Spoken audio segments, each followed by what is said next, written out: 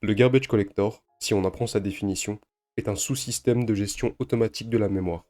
Il va être responsable du recyclage de la mémoire préalablement allouée, puis inutilisée.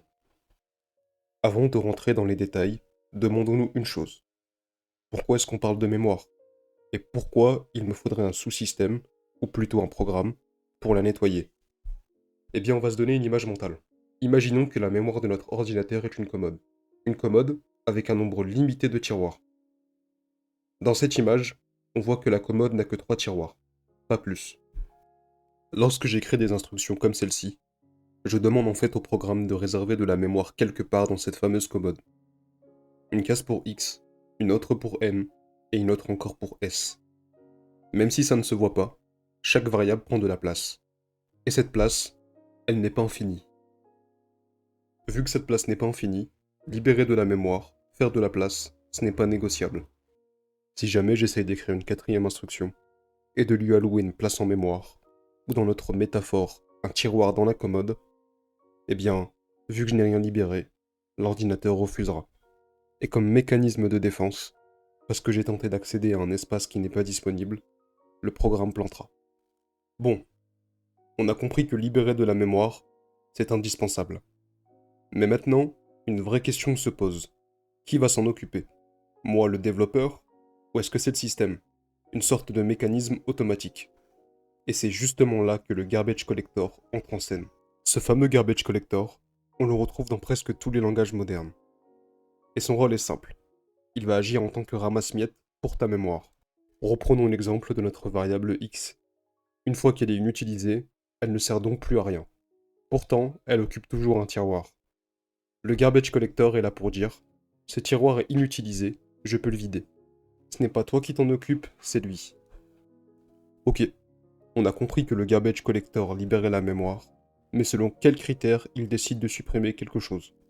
En fait, le critère principal du garbage collector, c'est est-ce qu'il existe encore une référence vers cette donnée? Par exemple ici, on crée une nouvelle instance de la classe personne. Cette instance va être stockée quelque part en mémoire, et la variable personne nous sert de lien, de référence pour y accéder.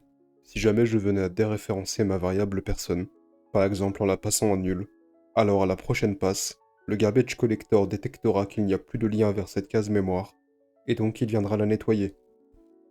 Dans le cas contraire, on va créer une nouvelle instance de personne.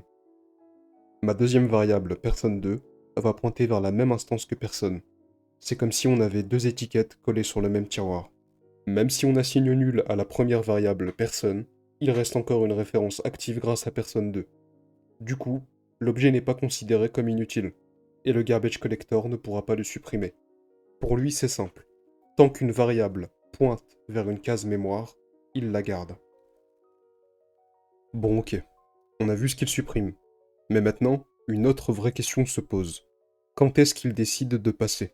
Quand est-ce qu'il décide de faire le ménage? Pour ça, le garbage collector utilise une stratégie appelée la gestion par génération. C'est une idée simple. Plus un objet est jeune, plus il a de chances d'être rapidement inutile. Par défaut, chaque nouvel objet est placé dans la génération 0. On va l'imaginer comme une sorte de crèche, à objet fraîchement né. Lors du premier passage du garbage collector en génération 0, s'il voit que l'objet est encore utilisé, alors il ne le supprime pas. L'objet va être promu en génération 1. Il est maintenant plus mature, plus durable. Même logique. S'il survit encore à un autre passage du garbage collector, hop, il est promu en génération 2. Et là, il sera vérifié beaucoup moins souvent. On part du principe que si un objet est en génération 2, c'est sûrement parce qu'il est vraiment utile. Pour résumer tout ça, le garbage collector, c'est ce petit programme en arrière-plan qui va nettoyer automatiquement ta mémoire, passer régulièrement inspecter ce qui peut être libéré, et organiser les objets selon leur durée de vie pour optimiser le tout. Et tout ça, ça représente un énorme gain de temps. Le développeur n'a plus à se soucier de quand ni comment libérer la mémoire. Le garbage collector s'en charge en arrière-plan. Mais tout ça n'est pas sans conséquence. Si le garbage collector simplifie la vie du développeur, il lui enlève aussi un certain contrôle. Dans la plupart des langages modernes, on ne peut pas choisir soi-même le moment exact où un objet est détruit. C'est le garbage collector qui décide, selon ses règles, et parfois ça peut poser problème.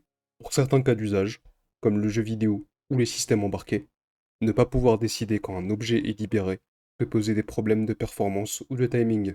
C'est pour ça que certains langages comme C ou C++ sont plutôt priorisés pour ces cas d'usage. Ici, c'est le développeur qui a le contrôle total sur la mémoire.